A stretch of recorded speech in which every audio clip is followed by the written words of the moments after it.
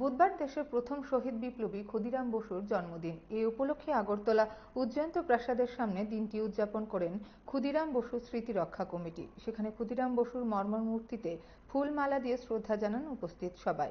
প্রতিক্রিয়া দিতে গিয়ে দিনটির গুরুত্ব নিয়ে আলোচনা করেন সংগঠনের নেতৃত্ব। আপনারা জানেন, আজ ৩রা ডিসেম্বর পরাধীন ভারতবর্ষের ব্রিটিশ বিরোধী স্বাধীনতা আন্দোলনের আপসহীন ধারার বীর বিপ্লবী অগ্নিশিশু ক্ষুদিরাম বসুর আজ ১৩৭তম জন্মদিন। আমরা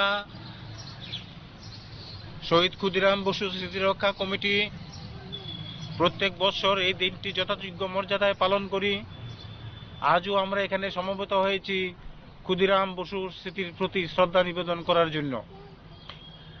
আমাদের এই শ্রদ্ধা নিবেদনের উদ্দেশ্য হল, বন্ধুগণ, আপনারা জানেন আজকে ভারতবর্ষ স্বাধীনতার ৭৭ বৎসর পরেও ক্ষুদিরাম বসু যে উদ্দেশ্য নিয়ে তার জীবন আত্মাহুতি দিয়েছিলেন, তিনি ভেবেছিলেন এদেশ ব্রিটিশ মুক্ত হলে এদেশের গরিব মেহনতি মানুষ না খেয়ে মরবে না, এদেশের গরিব মানুষের শিক্ষার অভাব হবে না, এদেশের গরিব মেহনতি মানুষ চিকিৎসার অভাবে মরবে না।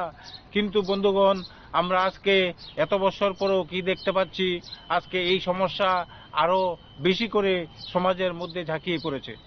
বন্ধুগণ, তাই আমরা মনে করি আজকের দিনেও ক্ষুদিরাম চর্চা ছাত্র, যুবক এবং সমাজের অভ্যন্তরে প্রত্যেকটি মানুষের ক্ষুদিরাম চর্চা অত্যন্ত জরুরি।